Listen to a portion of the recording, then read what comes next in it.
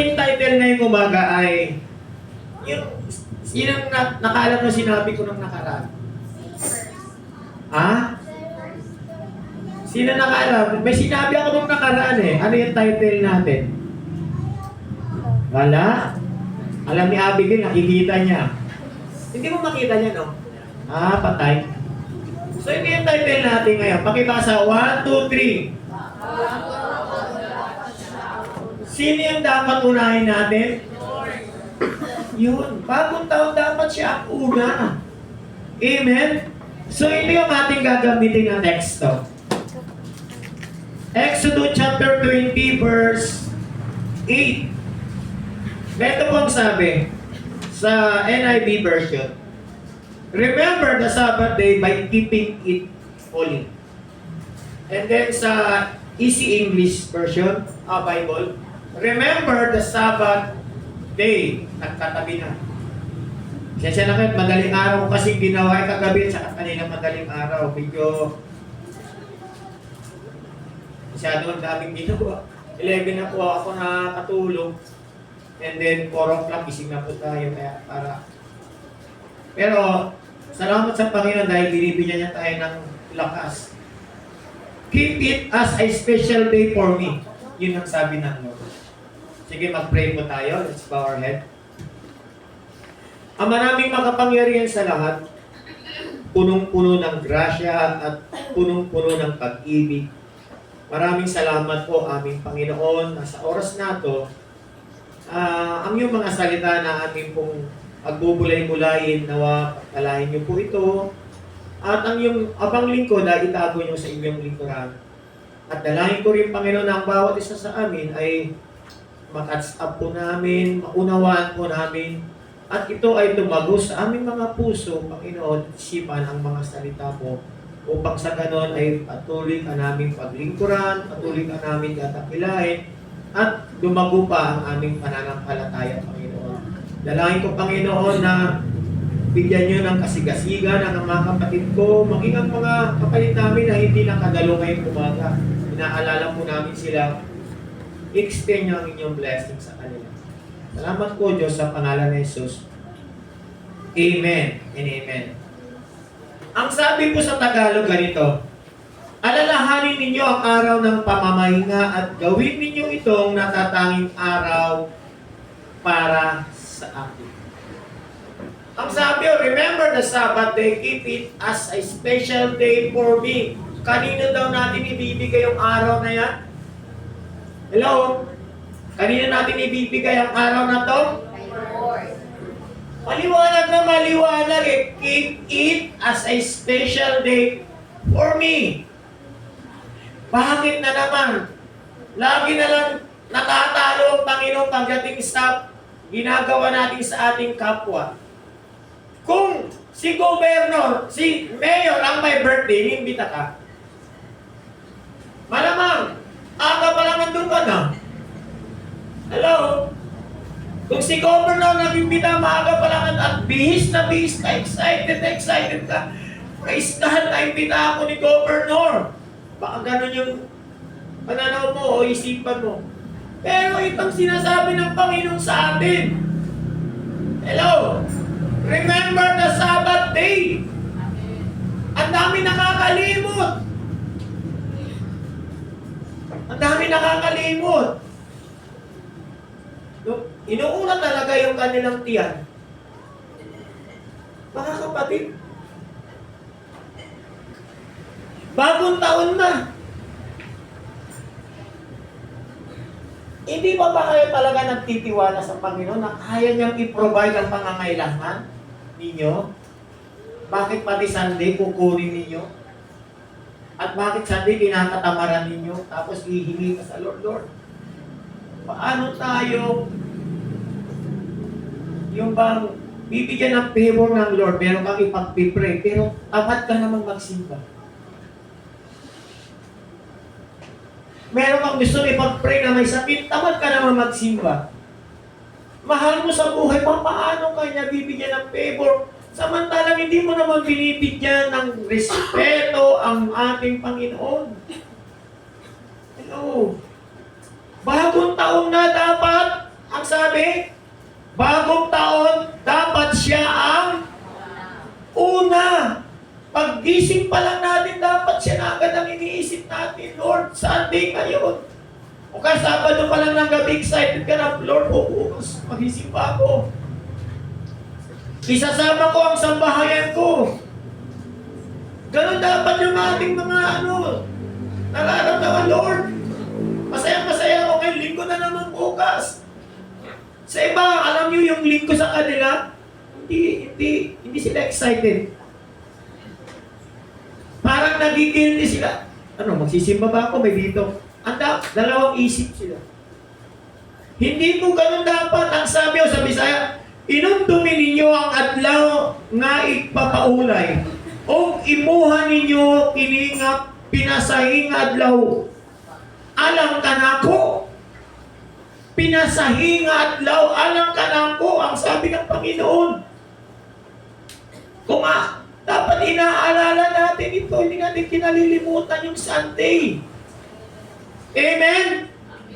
O, meron pang sinabi ang Panginoon, Deuteronomy. Paalala pa rin ito. Deuteronomy chapter 5 verse 12. Observe the Sabbath day by keeping it holy. As the Lord your God has commanded you. Inuutos pa. Inuutos na ng Diyos. Kita nyo, as the Lord your God has commanded you. Ang Diyos ang nagsasabi. Pero hindi natin nabibigyan. Tingnan sa Tagalog. Ilaan mo para sa akin ang araw ng pamamahinga. Tulad ng ipinapuutos ni Yahweh na iyong Diyos. Mga kapatid, grabe, ang Lord na ang nagsasabi, pero tayong mga mananampalataya, hindi natin binibigyan ng mataas na pagpapahalaga pagdating ng Sunday. Eto, sasabihin ko na naman ito. Ngayon ko na naman pumasok sa isip ko.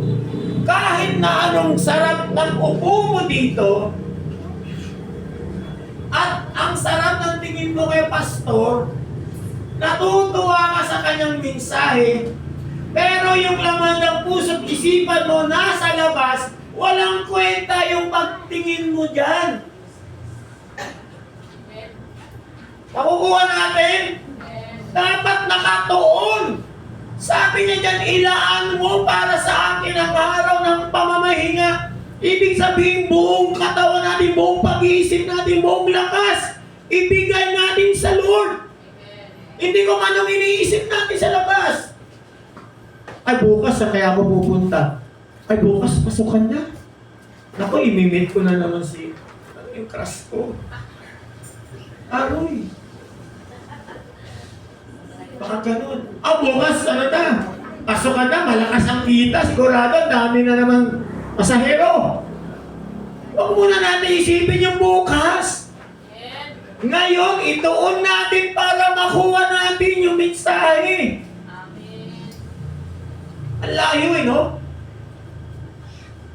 O ito pa, ito. Pinakamatindi dito. Remember, paalala.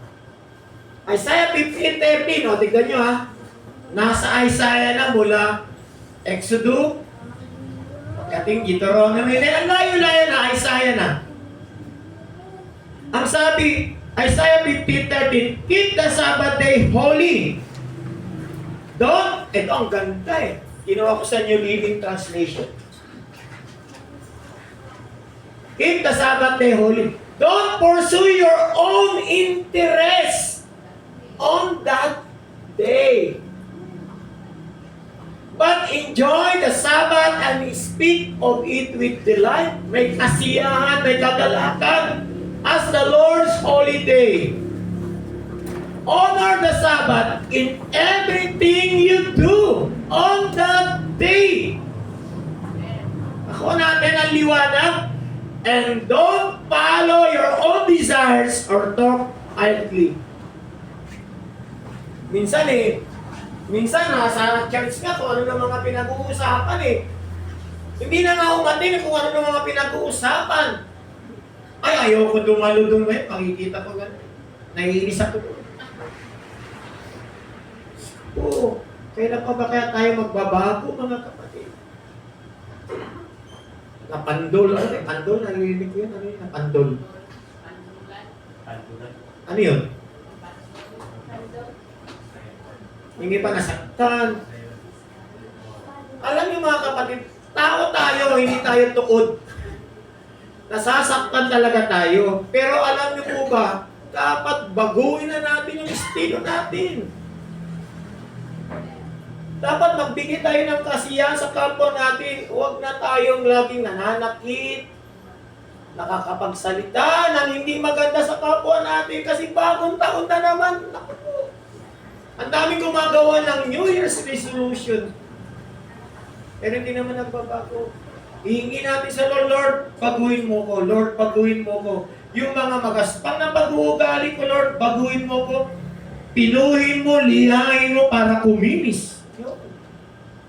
Yung puso kong rough road, ayusin mo, Lord.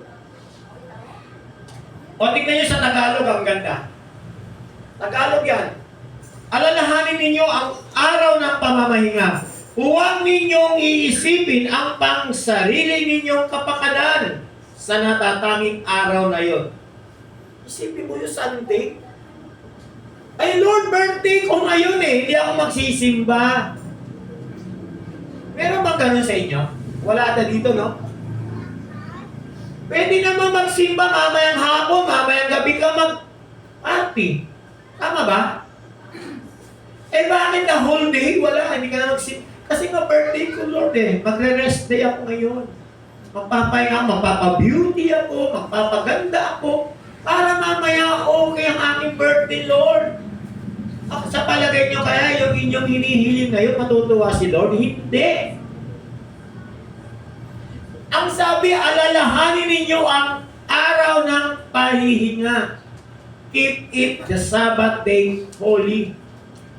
Huwag ninyong isipin ang pansarili ninyong pagpakanan sa natatanging araw na yon. Ipagdiwang ninyo ang araw ng pamamahinga at parangalan ninyo sa pamamagitan ng kaligayahan at pagtigil sa pagsasalita ng walang kabuluhan. Grabe. Ito pa isa na lang to.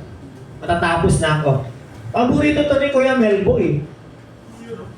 Pero yung kinuha kong version, iba.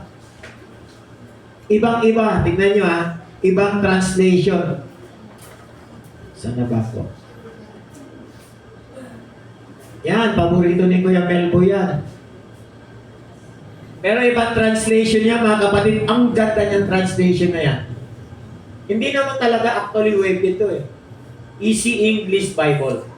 Namali ako dyan. Easy English. Some people have stopped meeting with a group of Christians. But that is not good. Sabi ng Bible. We should all continue to meet together. We need to help one another to be strong and brave, malakas at matapang. That is now even more important because the Lord's great day is coming. You know that the Lord will return soon. Malapit na bumalik ang Lord. Hindi ba kayo excited? Pag dumating, ako gusto ko dumating na si Lord. Alam nyo kaya hindi tayo nai-excite yan, delikado eh. Pag dumating si Lord, ano kaya? Sama kaya ako, left behind. Left behind na iwan. Naalala ko na naman yung nagpakain ng itik eh. Sino walang trabaho? Taas ng kami si Pedro. Halika Pedro, pag-pray ka namin, taas yung kami nyo. Lord, i-bless mo si Pedro, bigyan mo ng hanap buhay, bigyan mo siya ng trabaho, Lord, pagpalayo mo siya. Aba, binilis ng Lord si Pedro. Pagdating ng Sunday, hindi na umatin.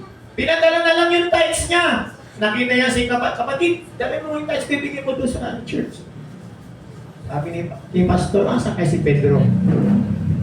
Okay, pinunta ni Pastor, Pedro, bakit wala ka? Pastor, hindi ko maiwanan eh.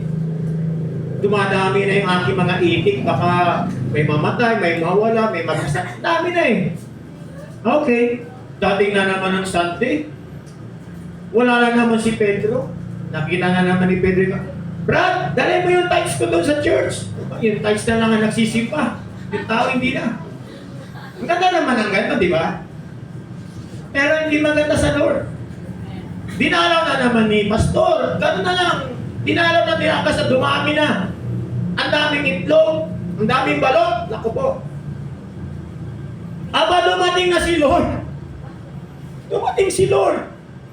Eh di ginawa na ni Lord yung mga tao na kanya. Nakakita ni Pedro, Lord, bakit ako?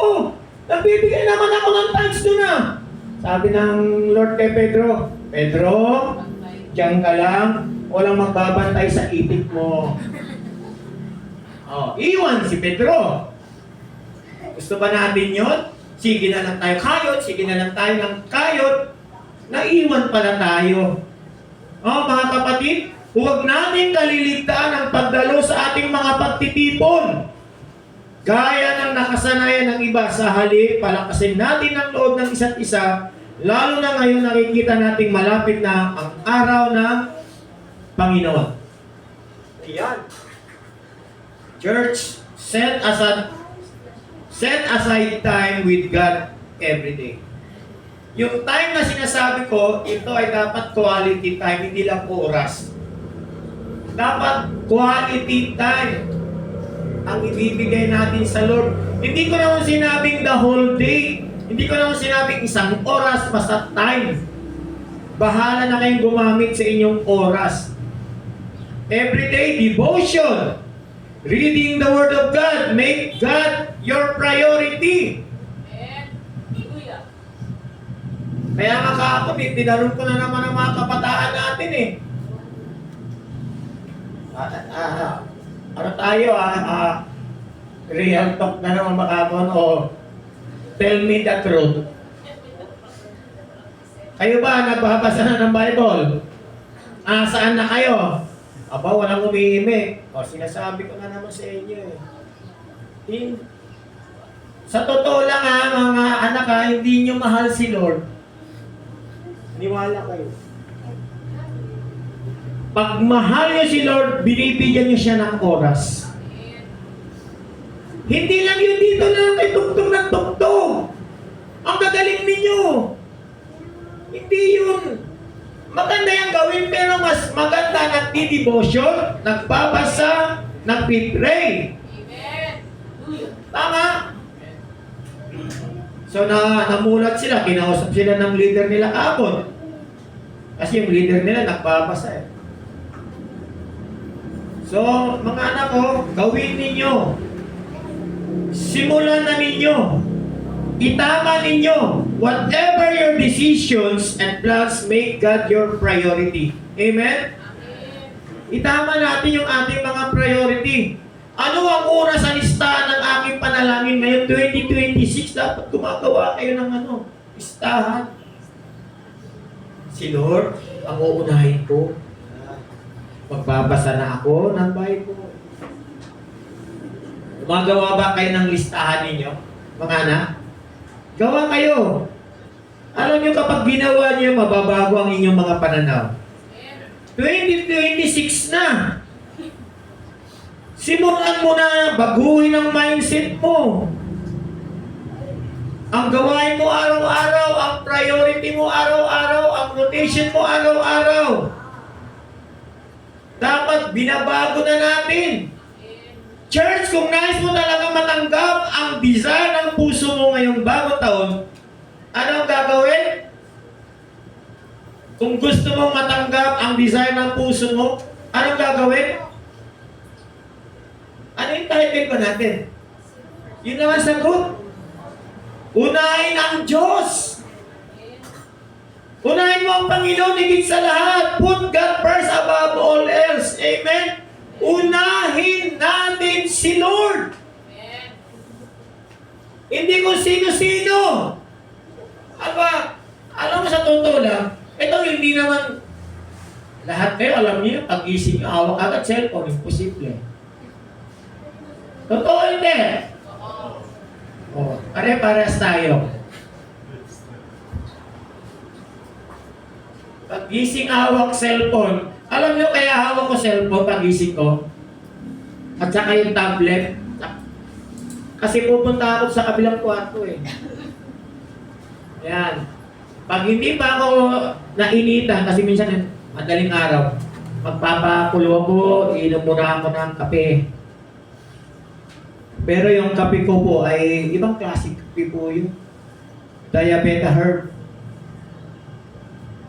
Yung aking kape. 12 in 1. Ibang klaseng kape po yun. Para sa sugar. Yung kanyang asukal, matamis yung iniinom ko pero stevia yung kanyang asukal. Stevia. Hindi siya nakakaroon ng sugar sa katawan. So, magkakape ako, pagka uminit na yung katawan ko, yan. Pag hindi pa ako bubuksan ko muna. Walang message, tabi. And then, kukunin ko ulit. Kulit to. Kunin ko ulit yung cellphone ko. Bubuksan ko naman ngayon yung dinownload ko. Kakanta na kasi ako eh. -1, minsan hindi. Sasabayan ko yung kanta. Yan. Makadalawang kanta. Pagkatapos ng kanta na yan, tabi. Magpipray. And then magbabasa na. Pagkatapos ko magbasa, tapos na. Yun na, mag-i-start na ako. Bubuksan ko na naman yung aking cellphone. Tapos na yung devotion ko eh. Ganun lang naman kasimple, hindi naman kailangan eh. Kaya ako binubuksan niya kasi minsan meron akong binabasa na hindi ko naiintindihan. Tinitignan ko sa Google. Ito pala siya, ito pala. Halimbawa, English may ina ako sa English. Okay, Tagalog, sasabihin ni Google, ang galing. Kaya nalalaman ko, purihin ang Panginoon. Pero hindi ako masyadong umaasa kay Google.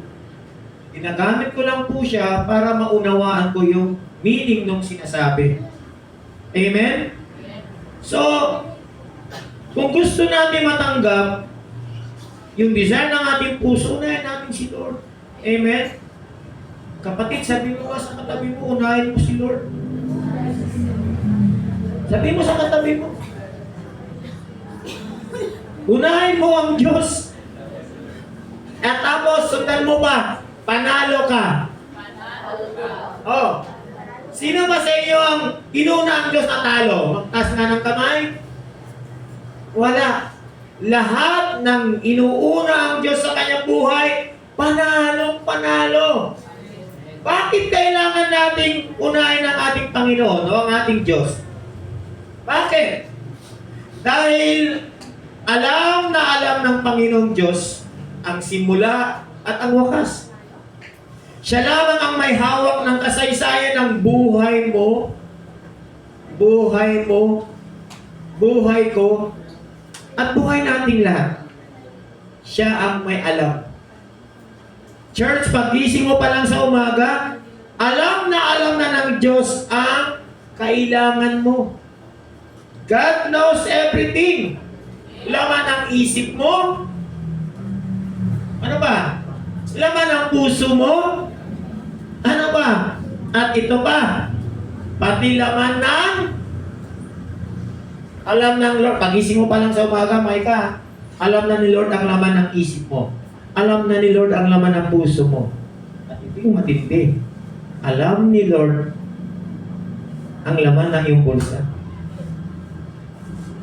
Ito meron o wala. Diba? At alam ni Lord ang laman ng iyong wallet. Alam niya lahat yan. He knows everything. Pero unahin niyo ang Lord. Hello. Alam niya lahat yan na may pangangailangan ka eh. Unahin mo siya. Subukan mo ko. Sabi ng Lord, test me. Sulay ako.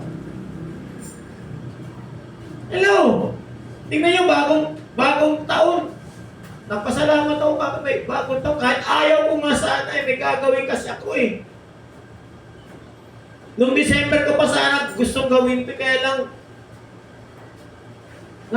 nagpumilit. Siyempre, trabaho man, pumunta. Pastor, kasal mo ko sa January to. Kasi mo, January, bagong taon. May gagawin sana ako eh. Saan ba? Sa Tavern, Pastor. Ang daming tao, daming kamag-anak eh. Taga dito eh. Dami mga ninong na pastor. Sabi ko, kunin mo yung uncle mo. Meron naman, ay may sakit ng ano eh. Kukunin mo isa pang uncle. Ay, may complete kami. Daming rason. Kunin mo yung pastor mo. Ay, daming nilarason. Bakit ako?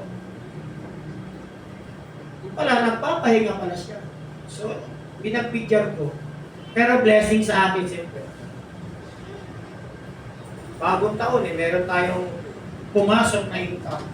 Yun ang mabuti sa Panginoon. Kaya nga ako lagi nagpapasalamat sa Lord eh, dahil nagbibigay siya. Pag sumunod tayo sa Lord, si Lord ang bahala sa atin. Amen? Siya ang bahala sa atin. Siya ang lumikha ng langit at lupa, kapatid. Makapangyarihan ang ating Diyos. Ipagkatiwala mo lang sa Kanya, magtiwala ka ng lubos, at kapag inuna mo ang kagustuhan ng Diyos sa buhay mo, anong susunod?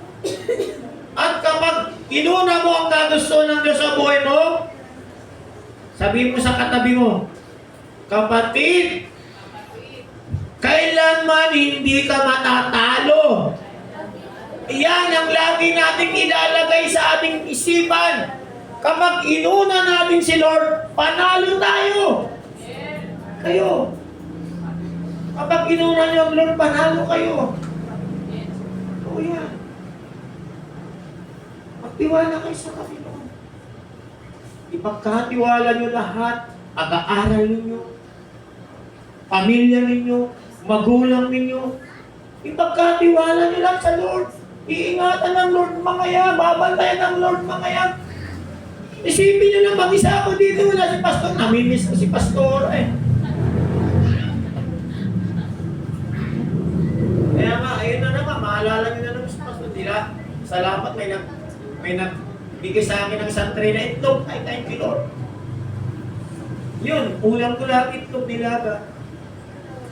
Tuwan-tuwa ko, ilalagay ko na sa mainit ang kanin. Mamaya, nilagan na naman itlog. Pag hindi pa umuwi si Pastor, kasi mauna, sabi yan, baka hindi ako makauwi. Bukas na ng umaga. Sige, walang problema. Umala ka, may itlog yung rep. Dami. Eh kung wala, tamad kasi ako magluto. Mag-isa lang ako, magluluto ko din. Lagayin ko na lang itlog, sort na. Hindi naman ako mapili eh. Oo nga kapag hindi ako mapili ng tao. Basta mayroon pa tayo. Pag may edad na, hindi na masyado. Hallelujah. O malapit na ako matapos mga kapatid.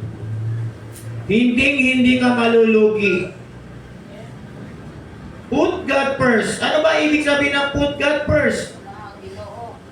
Yan, ilagay mo ang Diyos una sa lahat. Sa madaling sabi, unahin natin siya.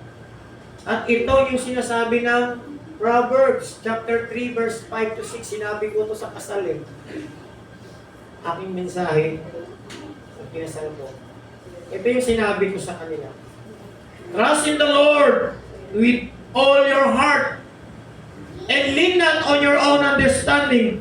In all your ways acknowledge Him and He will make your paths straight. Ewan ko lang kung nailagay ko dyan yung Tagalog, hindi, Bisaya na lang. Basahin mo sa Bisaya ha. Salig sa Ginoo sa bugos mong kasing-kasing. Ayaw gayon pagsalig sa imong kaalam.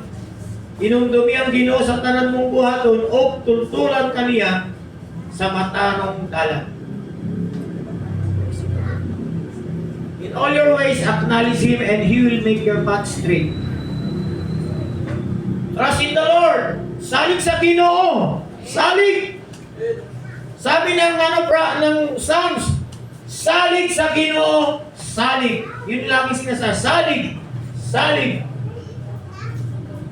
Trust. Pero kasi yun ito, nawawala na ng pag-asa. Okay, mawala ng pag-asa. Tingnan nyo pa sumunod. Psalms 37:5. Commit your future to the Lord.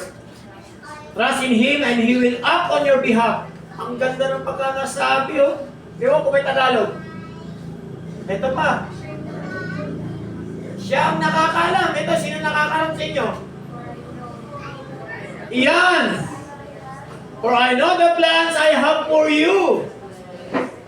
Ako ang nakakaalam ng mga laraw. Ba yung plano? Ako ang nakakaalam ng plano sa buhay mo, Micah. Ako ang nakakaalam sa buhay mo, Micah, sa mga plano. Declares the Lord. Alam mo ito yung pinangahawakan ko, mabigat to eh. Alam niyo ba ang nagdideklara, presidente sa Pilipinas? Kapag sinabi ng ating presidente, walang pasok ngayon, walang pasok. Tama? Pag sinabi lang ni Mayor, hindi naman lahat, dito lang. Pero kapag ang presidente nagdeklara, tataas ang sahod, tataas siya kasi presidente siya. Pero ang nagsabi, ang Panginoon, for I know the plans I have for you, declares the Lord. Ano yung dineklara niya? Plans to prosper you and not to harm you. Plans to give you hope and a future. O, tignan natin sa Bisaya o Tagalog, baka meron ako na ilagay. Tignan ko Parang meron yata eh. Saan ba yun? Ito. Ako lamang ang nasayod sa akong mga laraw, alang kaninyo, sa paghimo kaninyong mauswakon, inay maalaot o paghatag kaninyo kaugmahon, nga inyong gipangandul. Okay lang ba sa Bisaya yung sinabi? Mas maganda sa Tagalog. Alam ko kung paano ko tutuparin ang mga plano ko para sa kabutihan ninyo at hindi sa kasamaan ninyo. At plano para bigyan kayo ng pag-asa na magkaroon kayo ng mabuting kinabukasan. Pagkatiwala natin sa Panginoon. Put God first. Make God your priority. Unahin natin si Lord. Amen? Kaya ba? Mahina. Kaya bang unahin si Lord? Yan, kaya ba? Yan, dapat kaya. Si Nicole kaya nito eh. Mamaya meron ka regalo, Nicole. Mamili ka. Sabi ni Pastor ay yung mga nakasabit na yun, may palaman yan. Hindi ko lang alam kung may pera yan o puro candy yan. Yan. Yun. Nicole, dahil mabuti ka, Nicole. Absent yung mga classmate mo, dalawa bibigay ko sa'yo mamaya. Ay, maraming absent eh. Meron pa daw, bibigyan natin. Para linisin ko na mamaya yan, mamaya angtangin ko na lang. Okay, saan tayo? So yun, magko-communion na po tayo, mga kapatid. Sige, magko-communion na po tayo. Thank you, Lord. Narinig niyo na yung communion?